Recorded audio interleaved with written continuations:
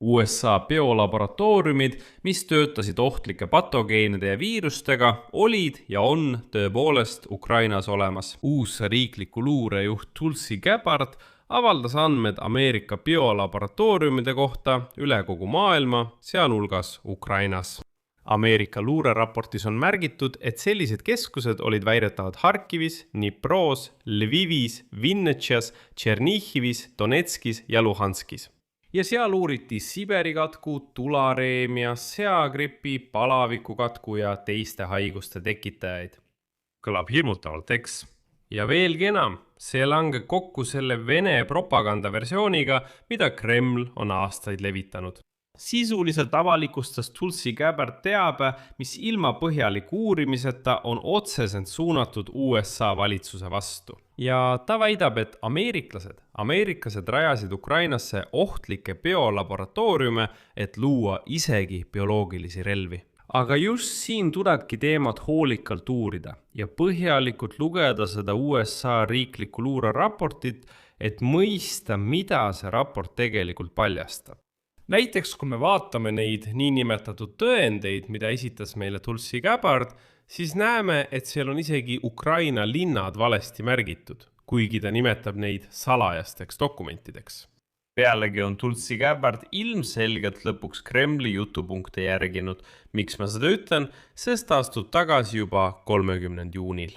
Ja varem on Tulsi Gabbard korduvalt esinenud Ukraina vastu Venemaa poolel ning üldse väitnud, et selles Venemaa sõjas Ukraina vastu on süüdi Ameerika. Nagu et ameeriklased provotseerisid venelasi. Aga vaatame siiski realistlikult USA luurearvannet. Äkki tõesti ameeriklased viisid Ukrainas läbi mingeid ohtlikke katseid ja mis laborid need üldse on? Minu nimi on Aleksei Petši. Arutame seda teemat koos, aga enne kui alustame, palun tellige see YouTube'i kanal, pange like, kirjutage ükskõik milline kommentaar ja liituge minu Telegrami kanaliga Petši News, link sellele on selle video kirjelduses. Nii et hakkame üksikasjalikult uurima, aga varuge kannatust, et mõista, mis tegelikult toimub. Me hakkame nüüd üksikasjalikult ja samm-sammult kogu seda lugu lahti seletama. Kõigepealt toon välja faktid, nii et ärge ehmuge. Alguses tuleb info USA riiklikult luurelt sellisel kujul, nagu see esitati, ja alles siis hakkame seda analüüsima. USA riikliku luuredirektor Tulsi Gabbard avalikustas tõendid, mis tema ametkonna sõnul viitavad USA valitsuse pikaajalisele rahastamisele. Üle 120 bioloogilise labori enam kui 30 riigis üle maailma, kus uuritakse bioloogilisi patogeene, millest mõned on ohtlikud. Selle paljastuse peamine mõte on järgmine. Eelmine võim Joe Bideni ja demokraatide näol investeeris USA maksumaksjate raha uuringutesse teistes riikides. Ma ei hakka siin keerutama, vaid tsiteerin kohe sõna-sõnalt ja täielikult avaldust, mida te ise saate lugeda USA riikliku luure kodulehel. Ma tsiteerin ja teie jälgige ekraanil teksti, et välistada igasugused manipulatsioonid minu poolt. Niisiis, tsitaat.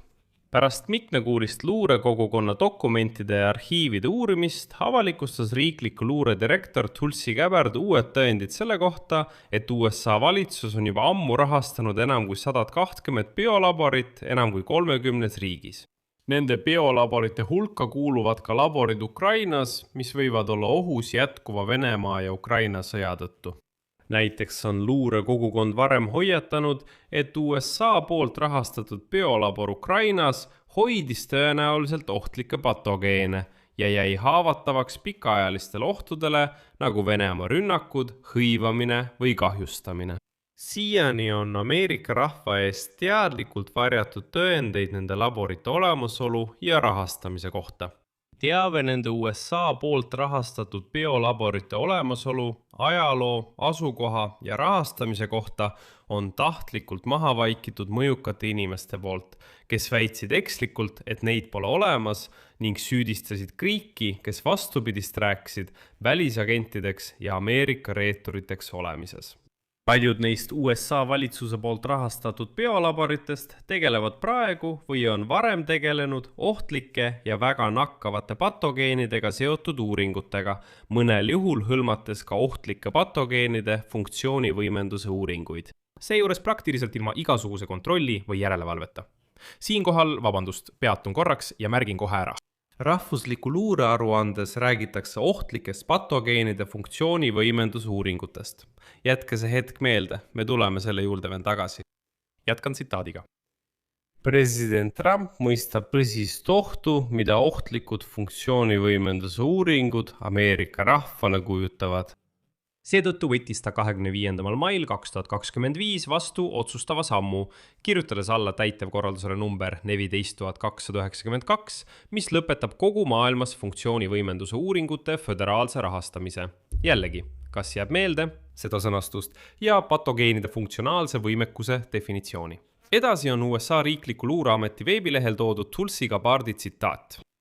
Vaatamata ilmsele potentsiaalile katastroofilisteks ülemaailmseteks tagajärgedeks, mida ohtlike patogeenide uurimine biolaborites võib põhjustada. Poliitikud, niinimetatud meditsiinitöötajad nagu Dr. Fauci ja Joe Bideni administratsiooni riikliku julgeoleku meeskonna struktuurid valetasid Ameerika rahvale selle olemasolu kohta. USA poolt rahastatud ja toetatud biolaborite kohta ning ähvardasid neid, kes üritasid tõde avalikustada.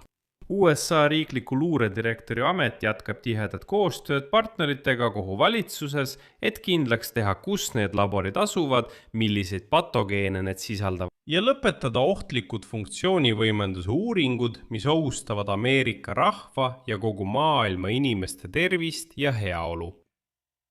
Ja edasi on USA riikliku luure veebilehel kirjas. Riikliku luuredirektor Gabbard andis luurekogukonnale uued juhised, mis näevad ette nende laborite ja asutuste kohta välismaal teabe kogumise laiendamist.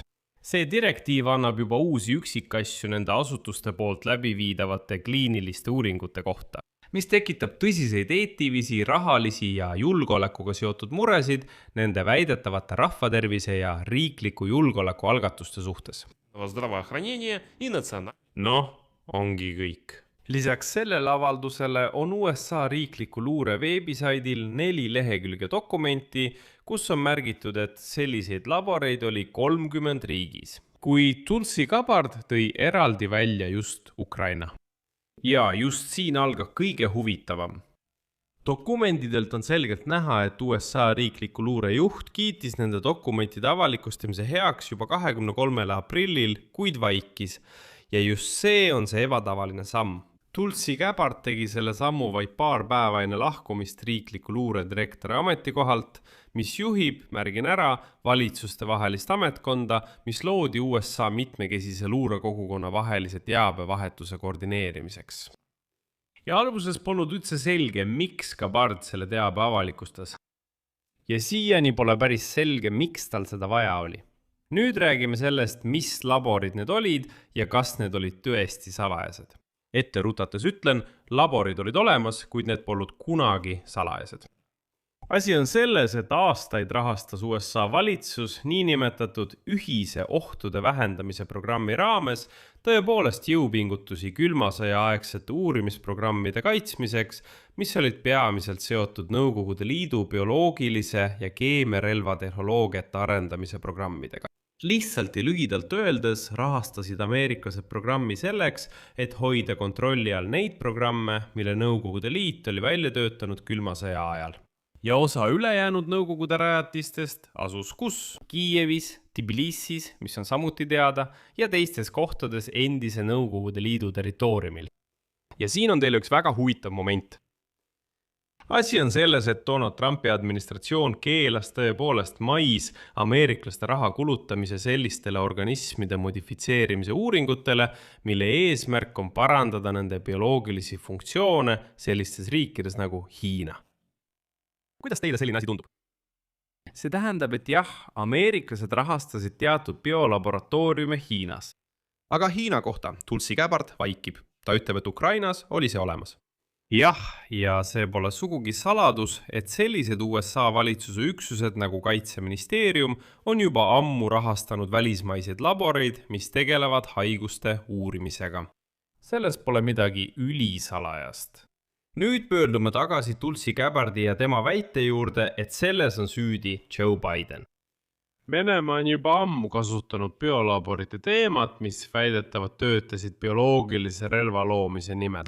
Seetõttu ärgi imestage nende propaganda üle, et seal on lahingusääsed või et seal töötati välja mingid viirused, mis mõjuvad ainult venelastele. Näete, Ukrainas ei juhtu midagi, aga venelane jääb kohe haigeks. See kõlab nii rumalalt, arvestades, kui palju rahvaid Venemaal elab. Kui palju rahvaid ja etnilisi gruppe Venemaal elab? Kuidas on võimalik luua geneetiline moodul, mis töötab ainult venelaste peal, aga burjaatide peal mitte? Aga kas see mõjub Tatarstani elanikele või näiteks Kaukaasia rahvastele või mitte? Kas see töötab tšetšeenide peal või mitte? Kuidas see siis on? Üldiselt. Ja need süüdistused on aastaid õhutanud visaid vandenõuteooriaid, millest mõnda USA valitsus on korduvalt püüdnud ümber lükata.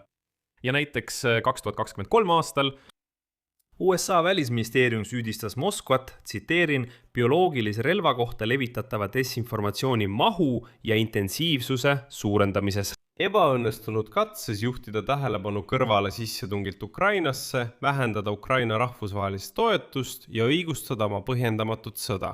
Kui te vaatate neid dokumente, mida Tulsi Gabbard meil avalikustab, siis näete, et neis on selgelt märgitud, et tegemist on täiesti legitiimse Ameerika programmiga. Ja edasi juhtus Tulsi Gabbardiga üks huvitav ja naljakas apsakas. Kui Tulsi Gabbard püüdis mängida kaasa Vene propagandale, rääkides mingitest salajastest laboratooriumitest Ukrainas, näitas ta ise ootamatult üsna kummalisi dokumente. Tulsi Gabbardi kontor näitas nende tõenditega slaididel biolaborite kohta väiteid, esitades ekslikult Kiievi asukohta. Näiteks paigutades selle rohkem Ukraina lõunaossa. Nii et selgub, et Kiiev asub meil kusagil Odessa lähedal. Lisaks on sellel kaardil olemas selline linn nagu Tšerniv. Mis linn see on? Üldse pole aimugi. Tšernigiv, Tšerkass, mis linn see on? Näete. Lisaks on Gabbardi slaididel märgitud, et sellised laborid olid Luganskis ja Donetskis. Kuidas teile see meeldib? Ja venelased, tuletan meelde, vallutasid ammu kahjuks Ukraina linnad Donetski ja Luganski, aga pole siiani neid hirmsaid laboreid näidanud. Küsimus on, miks? Ja nüüd kõige tähtsam, alates Venemaa täiemahulise sissetungi algusest Ukrainasse 2022. aastal, Tulsi Gabbard ütles, et just Ameerika Ühendriigid on süüdi Venemaa agressioonis, kuna tema sõnul provotseerisid nad venelasi aastaid. Ja tsitaat. Washingtoni valitsev eliit kasutab ukrainlasi selleks, et hävitada võimalikult palju venelasi. Kuidas teile selline teooria tundub? Ehk siis ta ütleb, ameeriklased provotseerisid venelasi selleks, et need metsikud olendid ründaksid ukrainlasi, et ukrainlased hävitaksid võimalikult palju venelasi. Ja selles seisneski ameeriklaste kaval plaan. Lisaks levitas Tulsi Gabbard valeinfot massihävitusrelvade arendamisest Ukraina biolaborites. Kas Ukrainas on siis need laborid olemas? Sõbrad, jah, on küll. Ukrainas tegutseb 10 laboreid, mis tegelevad üksnes nakkushaiguste tekitajate tuvastamise ja identifitseerimisega. Nakkushaiguste tekitajaid ja need alluvad rahvusvahelistele tervise-eeskirjadele. Ja jah, nendes laborites töötatakse tõepoolest ohtlike viirustega ja nüüd tuleb šokk. Jah, mõned neist laboritest saavad tõepoolest rahalist ja muud toetust Ameerika Ühendriikidelt, Euroopa Liidult ja Maailma Terviseorganisatsioonilt. Nii nagu see toimub ka paljudes teistes riikides üle kogu maailma. Veelgi enam, kui te lähete Ameerika Ühendriikide saatkonna Kiievis kodulehele, näete seal avalikult infot selle kohta, et USA annab raha nende laborite tööks. Kordan veel kord, seda ei varjata kellelegi. Lisaks alustasid Ameerika Ühendriigid 1990. aastatel pärast Nõukogude Liidu lagunemist programmi bioloogilise ohu vähendamiseks, et vähendada bioloogilise relvaga seotud riske, mis jäi sellistesse riikidesse nagu Ukraina ja Gruusia Nõukogude Liidult päranduseks. Üllatus, eks? Ja jah, USA saatkonna Kiievis kodulehel on avalikult kirjas, et Ameerika Ühendriigid pakuvad tehnilist abi. Ja USA saatkonna andmetel Ukrainas, tsiteerin, töötavad nad koos välispartneritega selle nimel, et võidelda ohtlike nakkuste ja haiguste puhangohuga kogu maailmas. Selline ongi see ülisalajase info avalikustamine Tulsi Gabbardi poolt. Seetõttu kutsun teid alati üles kriitiliselt mõtlema ja enne kui reageerite kõlavatele pealkirjadele, tasub siiski natuke rohkem infot lugeda. Kas või vähemalt üks lõik pärast pealkirja. Siin panen punkti, Teie arvamusi ja järeldused kirjutage selle saate kommentaaridesse, tellige see YouTube'i kanal ja kindlasti pange sellele saatele like. Ja sõbrad, liituge minu Telegrami kanaliga Petši News, link on kirjelduses ja kui soovite toetada selle YouTube'i kanali tööd, saate seda teha, kui annetate ükskõik millise summa, linkide ja rekvisiitide kaudu, mis on selle video kirjelduses. Sellega on kõik, hoidke end, hoidke oma kriitilist meelt, kohtume jälle!